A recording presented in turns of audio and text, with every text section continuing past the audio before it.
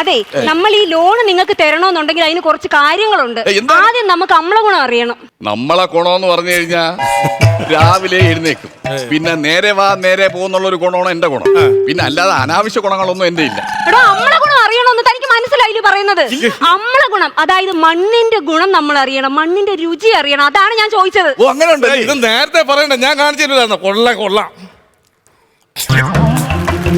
Madam, ഉപ്പ് അധികമല്ല, ലേശം ഒരു ഇനിപ്പൂടെ ഉണ്ട്. അപ്പുറത്തെ ഉണ്ണിക്കുട്ടന്റെ അടുത്ത് പറഞ്ഞാലും കേൾക്കൂല, ചെറുക്ക ഇവിടെ വന്ന് മൂത്ത ഒഴിക്കോളും. തനിക്ക് നേരത്തെ പറഞ്ഞോളൂ. പറഞ്ഞിരുന്നുമ്പേ മണ്ണുവരത്തിന് ഞാൻ പറഞ്ഞു. എടോ, നിങ്ങൾക്ക് ലോണും കാര്യങ്ങളും എല്ലാം ഞങ്ങൾ തരും. ഈ മീനിന്റെ ആവാസ വ്യവസ്ഥയൊക്കെ ഒന്ന് പറഞ്ഞേ. അത് തന്നെ മേഡം ചൂടിലാണ് തോന്നുന്നു. ഈ പൂവാലി എന്ന് പറയുന്ന മീനാണ് ഇതിലെ ആഭാസൻ എന്ന് പറയുന്നത്. ഈ ആഭാസൻ എന്ന് പറഞ്ഞു കഴിഞ്ഞാൽ ഈ മീൻ ബാക്കിയുള്ള മീൻ കൊടുക്കുന്ന തീറ്റ എല്ലാം ഇത് തട്ടിപ്പറിക്കും. വാലിട്ടുള്ള അടി, അങ്ങനെ പല ആഭാസത്തിലും ഈ മീൻ കാണിക്കും. പിന്നെ വാക്കിന് കിട്ടുമ്പോ ഞാൻ ഈർക്കലിന് കുത്തുകൊടുക്കും.